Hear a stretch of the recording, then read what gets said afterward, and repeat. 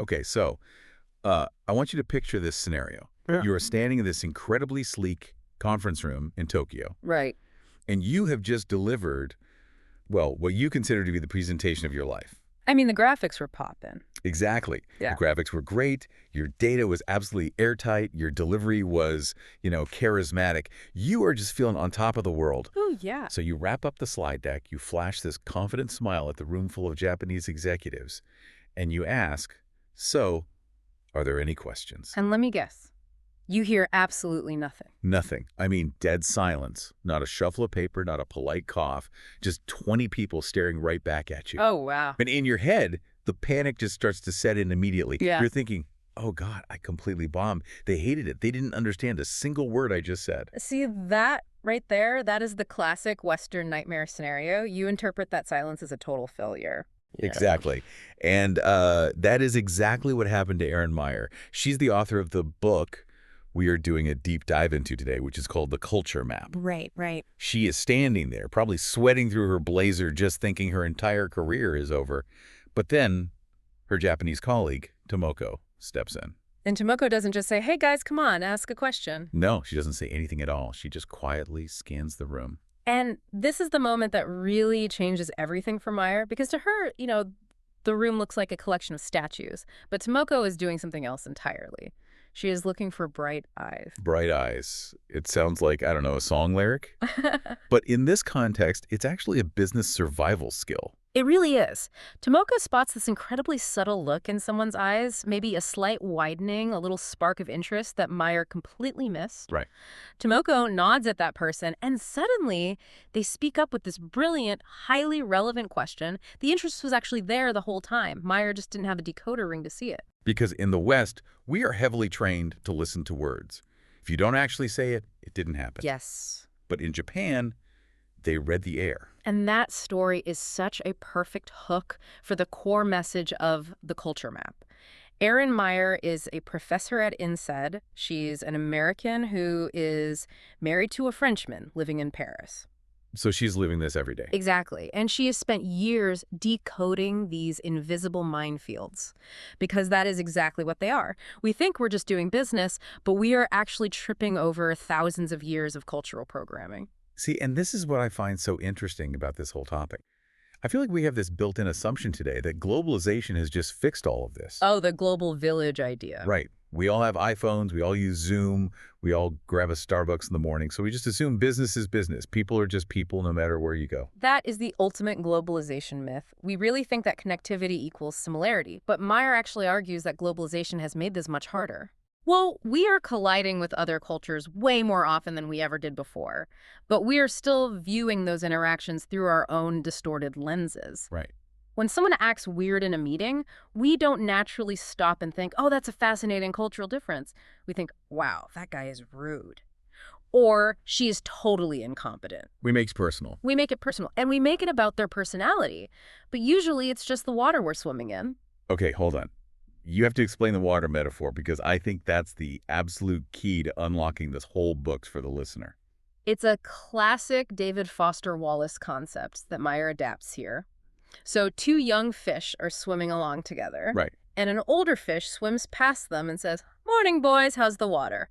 The two young fish swim on for a bit, and eventually one looks at the other and goes, "What the hell is water?" I love that. You Yeah. literally don't know you have a culture until you leave it.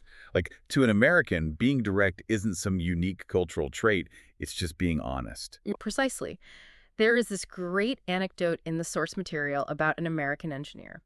He said he never realized he even had an American culture until he was dropped into a management role in India. Talk about a shock to the system. Oh, totally. Suddenly, everything he took for granted, how you schedule a meeting, how you give feedback, how you view time itself, was entirely challenged.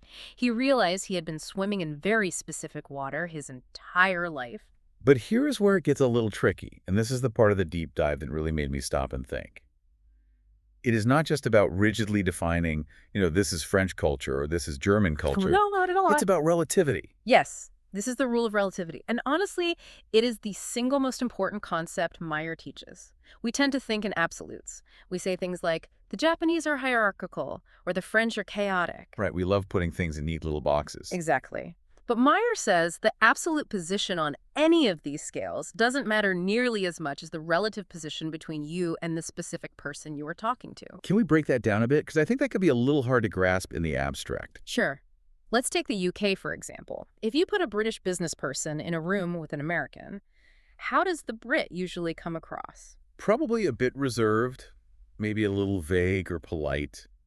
The American is sitting there like, let's get this done. And the Brit is saying, well, perhaps we should consider. Exactly. To the American, the Brit seems very high context, subtle, ironic, indirect. Yeah.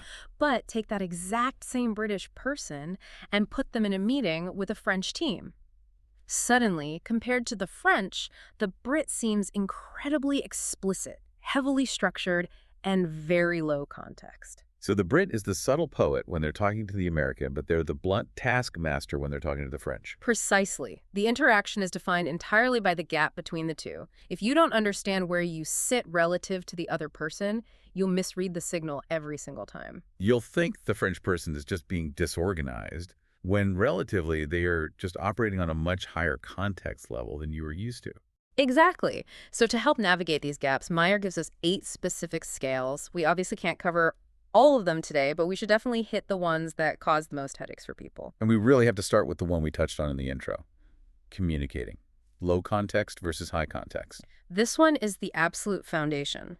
Low context cultures include places like the US, Australia, Germany, the Netherlands. Right. The operating philosophy here is very simple. Say what you mean and mean what you say. It reminds me of my English teacher back in high school. She used to always tell us, tell them what you're going to tell them, and then tell them what you told them. That is the ultimate low context training right there. Yeah. It assumes that the listener has absolutely zero prior knowledge. In these cultures, if there is a misunderstanding, whose fault is it? It's the speaker's fault. You just weren't clear enough. Exactly. You didn't spell it out. The responsibility is completely on you. Which feels completely natural to me. But then you look at high context cultures. Like Japan, China, Arab nations, France. Over there, communication is sophisticated. It is highly nuanced and layered. The real meaning isn't just sitting there in the explicit words. It's in the pauses. Yes, the pauses, the tone of voice, even who is sitting next to whom at the table. So if I come into that environment with my American, tell them what you told them approach. How does that actually land? It lands terribly. If you explain every single thing explicitly in a high context culture, you aren't being helpful. You are actually being insulting. Because you're implying they can't connect the dots on their own. You are treating them like children. Or you're just coming across as incredibly unsophisticated. Meyer talks about this slang term they use in Japan, kuki-yomenai, or KY. What does that mean? It translates roughly to one who cannot read the air, and being called a KY person is definitely not a compliment. It means you are blunt, you're completely oblivious, you're essentially a bull in a china shop. But why is there such a massive split in the first place? Like, why did Japan evolve one way and the U.S. entirely another? Yeah. Is it just random chance? It all comes down to history. Think about Japan for a second. It is an island nation. It has high population density and thousands of years of deeply shared history. It is highly homogeneous. Right. If you and I have the exact same ancestors, we read the same literature, and our families have followed the exact same social rules for 2,000 years, I really don't need to explain everything to you. You can just give me a look across the room, and I know exactly what you mean. Exactly, versus the U.S. Which is a massive country of immigrants with a very short history. Right. If you were trying to do business in New York City in the 1900s, you might be dealing with someone from Italy, someone from Russia, and someone from Ireland all in the same afternoon. You share absolutely nothing. No background, no social rules. You definitely don't share the look, so you have to put it in writing. You are forced to be explicit just to avoid total chaos. That makes so much sense when you frame it like that. Low context isn't just about being loud or simple. It's actually a survival mechanism for diversity. Exactly. It's finding the lowest common denominator of communication so everyone can understand. Okay, but here is where I think people get really tripped up on this framework. Because it's so easy to assume that if a culture is high context, very polite, very subtle, reading the air, they would naturally also be subtle when it comes to giving negative feedback. And that is the biggest trap in the whole book. Scale 2 is evaluating, and it absolutely does not map perfectly to the communicating scale. The feedback paradox. Yes, this is where things get wild. Because I think a lot of Americans assume we're the most direct people on Earth. Oh, for sure. We're the shoot from the hip, tell it like it is cowboys. But when it actually comes to telling someone their work sucks, we are actually kind of soft, aren't we? We are surprisingly soft. The U.S. is low context when giving direct instructions, but we use indirect negative feedback. We are completely addicted to what Meyer calls the feedback sandwich. The feedback sandwich. I literally live by this. You go into a meeting and say, hey, I love your enthusiasm, great energy on this project. Right, the top slice of bread. Exactly. Then you drop the meat. Now, the data is completely wrong, and you need to redo the whole thing by Friday. And then the bottom slice. But hey, really great font choice on the slides. Keep it up. See, to an American, that feels polite. It feels balanced and professional. But Meyer tells this incredible story about a French woman working in the U.S. Her American boss gives her the classic sandwich. And how does she take it? She walks out of the meeting thinking, wow, he loves my energy. He loves the font. I am doing amazing. She completely filters out the middle part as just some minor detail. Because she only heard the bread. She only heard the bread. Meanwhile, her boss is sitting there thinking, I just told her she is on probation if she doesn't fix that data immediately. It is a total disastrous disconnect. And then you have the exact flip side. Cultures that are high context, like France or Russia, but they are brutally direct when it comes to feedback. Or the Netherlands. The Dutch are the absolute kings of this. In those cultures, honesty is seen as the highest form of respect. If a Dutch colleague looks at your project and tells you this idea is bad, they aren't attacking you personally. They believe they are saving you from executing a terrible idea. They actually think they are being kind. But to an American or a British person, that feels like a slap in the face. It feels aggressive, like, who do you think you are? Exactly. There is this hilarious Anglo-Dutch translation guide in the source notes that illustrates this perfectly. It shows what a British person says versus what the Dutch person actually hears. Oh, I loved that part. Like when a British person says, I have a few minor suggestions. Right. The British person secretly means, this is a total disaster, rewrite it exactly how I say. But the Dutch person hears, it's perfect, he just has a few optional tips that I can ignore. And then the Dutch person ignores the feedback, and the British person thinks they're being horribly insubordinate. It is just a recipe for disaster. It really is. Yeah. And the key takeaway here is neither side is wrong. The Brit thinks they're being polite and professional, while the Dutch person thinks the Brit is just being passive-aggressive and unclear. It's all relative. Let's move on to persuasion. Scale 3. This is the big difference between starting with the why versus starting with the how. Yes, principles first versus applications first. And let me tell you, this is the silent killer of so many international business presentations. So principles first is basically starting with the theory. Yes. France, Germany, Russia. In these cultures, the entire educational system trains you to persuade by building the foundation first. You have to prove you know what you're talking about. Exactly. You start with the concept, the philosophy, the data methodology. You have to thoroughly prove the theorem before you even attempt to apply it. It is pure deductive reasoning. And applications first. That's us, right? That's the US, the UK, Australia. We are inductive. We want the bottom line right up front. Here is my recommendation. Boom. Now, let me quickly show you the data that supports it. There's that painful story in the book about Carl Williams. She's an American engineer presenting to a group of German directors. Oh, it is a classic train wreck.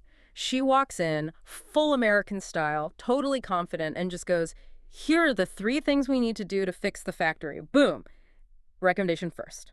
And the Germans just tear her apart. They absolutely dismantle her. Why? Did they hate the actual plan? They didn't even get to the plan. They completely stopped listening because she hadn't earned the right to give the plan yet. Because she skipped the theory. Exactly. They kept aggressively asking, how did you get to this number?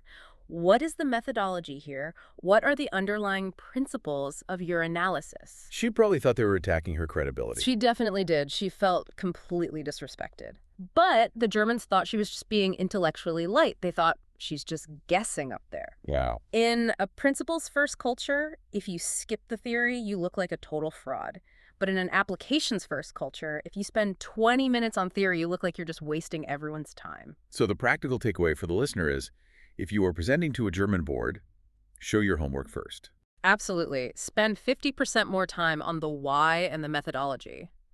If you're presenting to Americans, give them the headline in the first 30 seconds, or they will literally start checking their email under the table. Let's talk about trusting. Scale 4.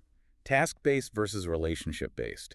This feels like the one that probably kills the most sales deals globally. It is huge. In task-based cultures like the US, Denmark, or Germany, trust is cognitive. It comes from the head. Meaning it's based on performance. Right. You arrived on time, your product actually works, your contract is clear. Therefore, I trust you. I don't need to know if you like baseball or what your grandmother's name is. We can just do business. Not at all. In fact, getting too personal too quickly can actually seem incredibly unprofessional to a task-based person. But then you have relationship-based cultures. Right. China, Brazil, India, Saudi Arabia, in these places, trust is effective. It comes from the heart. I know you. I have eaten meals with you. I know you are fundamentally a good human being. Therefore, I trust you with my business. This instantly reminds me of the Brazilian lunch story. The absolute classic. An American team flies down to Brazil to close a major deal. They only have 2 days. They're super focused on the contract, very efficient. Time is money. Exactly. So the Brazilian team naturally invites them out to lunch. And the Americans are probably thinking, great, a quick sandwich, 45 minutes max, and then back to the spreadsheet. But the lunch goes on for 3 hours, and they aren't talking about business at all. They're talking about family, about football, about the local food. And the Americans are just sitting there checking their watches. They're getting antsy. They keep trying to pivot the conversation back to the contract. They genuinely think the Brazilians are just goofing off. But the Brazilians were actually working. The lunch was the work. That is exactly what the Americans missed. The Brazilians were actively trying to figure out, who are these people? Can I actually trust them? Right. When the Americans kept checking their watches and pushing for the contract, the Brazilians didn't see efficiency. They saw people who were hiding something. They saw people who were way too arrogant to actually connect on a human level. And the deal fell through, right? It fell apart completely because you simply cannot sign a contract in a relationship-based culture until the relationship actually exists. It's like two different definitions of what work even is. To a task-based person, a 3-hour lunch feels like playing hooky. But to a relationship-based person, skipping that lunch is literally like skipping the financial due diligence. That is such a crucial distinction to keep in mind. Okay, I want to group the next two scales together because at first glance, they almost seem to contradict each other, leading and deciding. This is where the framework gets really nuanced. You have egalitarian versus hierarchical leadership. That part is simple enough. Right, in Denmark or Israel, the boss is just one of the team. In China or Nigeria, the boss is the emperor. But the twist is that a culture's leadership style doesn't always match its decision-making style. Let's use the U.S. as an example here. Perfect. We are socially very egalitarian.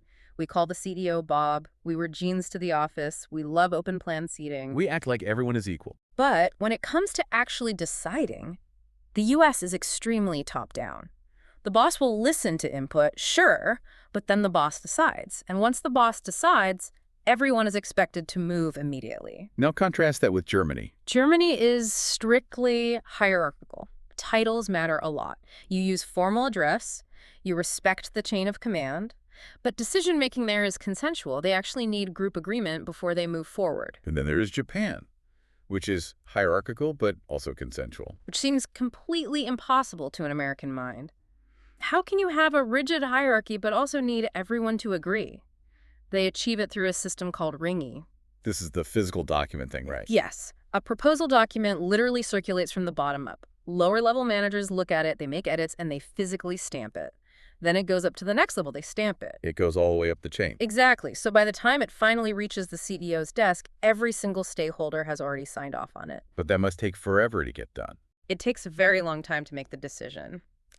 But, and this is what Meyer calls the speed paradox, once that decision is finally made, implementation is lightning fast because everyone is already fully on board.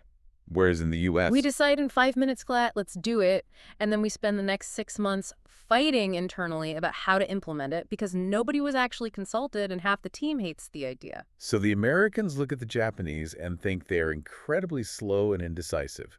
And the Japanese look at the Americans and think we are rash, disorganized, and chaotic. Exactly.